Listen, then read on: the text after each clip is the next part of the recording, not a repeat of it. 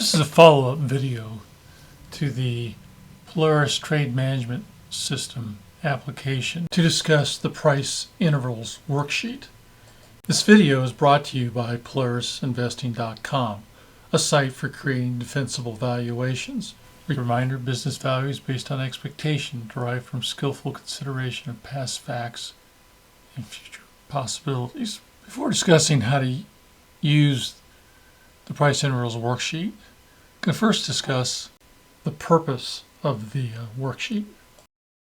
Well, since we're looking at this Public Services Enterprise Group, or PEG ticker, let's go look at the PEG ticker worksheet. We see here that up through today, that since the last time we did an order, namely here on July 1st, the price has decreased by 6.7%.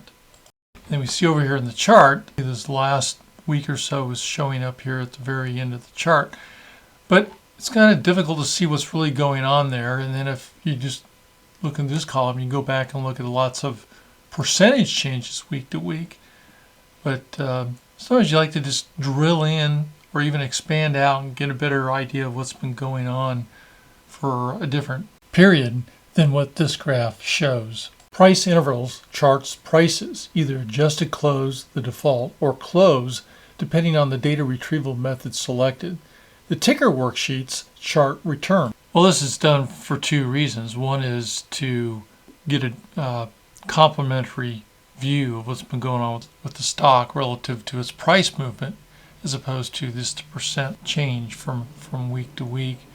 And by looking at prices, we can also use the Yahoo Finance site for additional insight into price movements. Now, you may wonder why not just use the Yahoo Finance site exclusively. Well, a significant issue is the data is not always aligned with the period and interval you are interested in. You can view a wide assortment of indicators. The price interval worksheet only shows a best fit indicator, so the Yahoo Finance site is helpful in further exploring price changes. Okay, next we're going to discuss the navigation and use of the price intervals worksheet. Just like with other worksheets in this spreadsheet, any cell with a gray background is intended for user input. You can see on this worksheet, the majority of these gray cells are located here up in the upper left corner. A1 is where you do a drop down and select one of the tickers that you're currently evaluating. The same list of tickers that you've got going here is in the drop down on this worksheet. If you want to retrieve price data for a ticker not on the Portfolio Analyzer worksheet, you can use cell A30 to determine the ticker by entering a fragment of the company name, including the Windows wildcard character. For example, if I enter A star electric, a pop-up message appears asking if I want to place the ticker AEP in cell A1. Selecting yes results in AEP price data being retrieved. Next, you have a start date and an end date. You could type specific values in, but it is preferable a specific date back in time is entered here. That way you preserve the formula that's actually sitting in cell A2. And then A3 always defaults to the current date. So it assumes you want to go back some amount of time up through the current date. Since this video was originally recorded, the background of cell A20, which contains the date of the last data update, turns red when the interval ending date in A3 is more current. To update the data, just click cell A20, and once the data is updated, the background of that cell is no longer red. Another change is the background of cell A7 is red if the graph needs to be refreshed. This is primarily from the date time in cells AJ20 and 21 being less than the values in A20 and 21. See A7 notes for other reasons why the cell background could be red. To update the graph, just click cell A7. Okay, back to the original video. Then here at cell A4, you select the interval that you want to look at, daily, weekly, or monthly. You can see we're currently looking at individual days here in this current chart. Down below here are the default values for the length of the period. So if you're looking at daily, this says we're going to use 1 full month's of daily data. If you're looking at weekly, we're going to go across 3 months, and if you're looking at monthly, we're going to look at 2 full years or 24 months. So you could change these values here, even though they're not engraved gray, because they're typically not changed, but you could change them, and then it would just impact really how far back in time you go for the interval that you select. Now, this worksheet is set up so there's 2 distinct parts to it. There's this left part that has to do with data pulling, and then this right part that has to do with the actual data that's shown in the graph. So once you've, let's say I want to switch to a different ticker so we can see this update, but I'm going to keep the period daily. And you can see here it's updated the prices, but I'm still showing the previous ticker in the graph because nothing's changed over here on the graphing side. So what you do is once you've got the data pulled, then you select graph, and now you'll see the graph data to the right here gets updated, and now they're in sync. All right, so the use of the worksheet is pretty straightforward. You simply indicate what data you're interested in, change it to whatever you want. The data will be pulled, and once you've pulled the data, you select graph. Now you notice in the graph there's 2 lines. One is the price line, and the other one is known as best fit. If you prefer not to see the best fit line, just select no show in cell H1. Now one thing I want to point out is if you scroll over to the right here, there's a cell AU6 that controls how the data is pulled. And right now it's using what's referred to as method 1, but there's two methods you can use, and a third method just means you're disabling data pull altogether. Now, started off when this worksheet was being developed, the intent was to use the Microsoft Excel StockHistory function, and it still can be switched to if you desire to use that, but there were several concerns with that, which led to the development of a more robust approach called the Polaris Direct Data Retrieval method. So here's some information on the StockHistory function call, and it points out over here that it requires Microsoft 365 edition, but not all users have that edition, and therefore would not be able to use StockHistory function. Also notice that the data source is a third-party provider named Refinitiv. So if you were to select method 2 and use StockHistory function, when you open the spreadsheet, this disclaimer appears at the top, and then over to the far right there's a X that you can click on to remove that, but it does take up some real estate, and often it'll cause the tabs at the bottom of the spreadsheet to be hidden. This section of the video has been added since the original video was recorded to deal with some confusion that's come up around the dates that are displayed here on the left where the data section is compared to the dates that are displayed over here in the graphing section. When the interval is daily, those dates are exactly the same, but when the interval is weekly or monthly, the dates differ. Changing the interval to monthly and then graphing, you can now see that the dates are different. Here in the first row on the data side, it's August 19th, but it's August 31st over here on the graphing side. In fact, what you see in the graph is 8/31, and then you see 9/30 as opposed to 9/1. So over here on the data side, you have the first of the month being shown, but over here on the graphing side, it's the end of the month.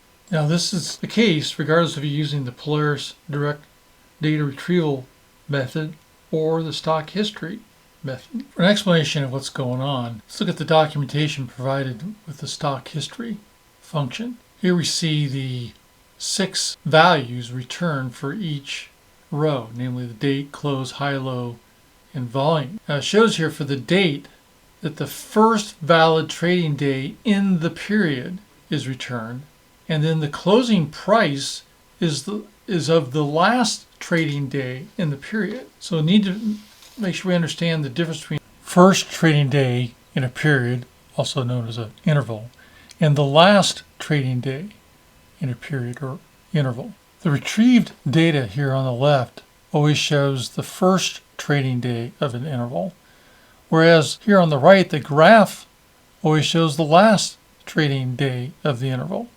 So when using the interval daily, the first trading day is that day, and the last day of the interval is the end of the same day. When the interval is weekly, the first trading day is Monday of a week, and the last trading day is Friday of the same week. And then when you do monthly interval, the first trading day is the first of the month, and the last trading day is the end of the month. So the graph shows the closing price for the date indicated.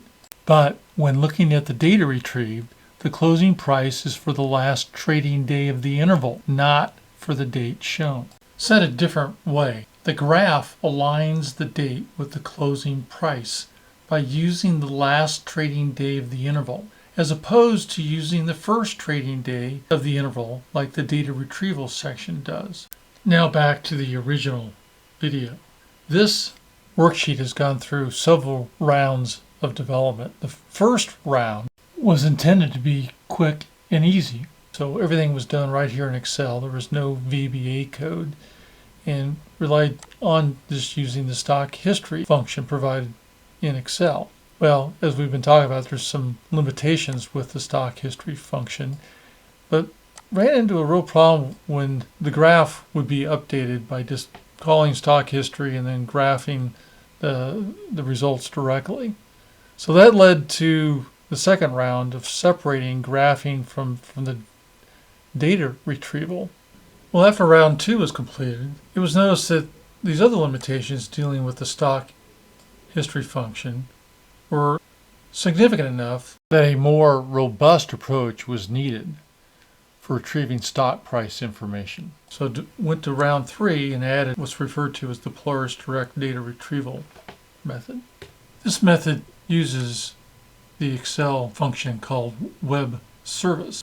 Also what was needed is to add some VBA code to allow the user a way to switch between using the Polaris Direct Data Retrieval method or use the Excel stock history function. Well, soon after round 3 was released, it was realized that by using the web service function, the personal access token to a third-party price information provider was exposed. This resulted in a round 4 where the Polaris Direct Data Retrieval method was moved into VBA code. Another round of development quickly followed. It added support for a best fit line in the graph. It includes some VBA code. Well, that leads us to possible future round that would eliminate the separation of data retrieval and graphing and return back to a single coordinated transaction, which is where we started from here in round 1. This would be possible because the Polaris Data Direct Retrieval method is now in VBA code, but it would not be possible with the current implementation of stock history because that function cannot currently be run in VBA. So it's unlikely that this round will be implemented anytime soon because we want to continue to give users the option of using either the stock history or the Polaris Direct Data Retrieval method. If it wasn't for the history of the development, probably would not have ended up with a separate data retrieval step and a graphing step. The benefit of having two separate steps is it ensures graphing is not attempted until data retrieval is complete. The downside is it requires two steps to the user. The user must enter what data is to be retrieved in cells A1 through A4 and then follow that by clicking A7 to have the retrieved data graphed. I also want to quickly mention another new Excel feature that appeared around the same time as the stock history function called link data types. So if you come over here, let's say to this cell here, and you go to data, you can now select one of these linked data types. And so if you, let's say, select stock here, you can see here that it's changed things around, and I can now click on that and get a whole bunch of additional information about the company and scroll down, and it's somewhat of a useful feature, but the implementation of it is a little rough right now. Not all companies are available, and also you get the warnings when you first bring the spreadsheet up that a linked data type is being used. Right now, I recommend you don't use this feature. So in summary, the price intervals worksheet allows you to have a better context in terms of price changes over a specific interval, and helps you make a more informed buy and sell decision when a threshold is reached. Now, I want to caution stepping too much into technical analysis. Not an advocate of technical analysis, suggesting that this kind of thing be used just to round out your thinking regarding price movements as they relate to these thresholds. All right, well, thanks for watching.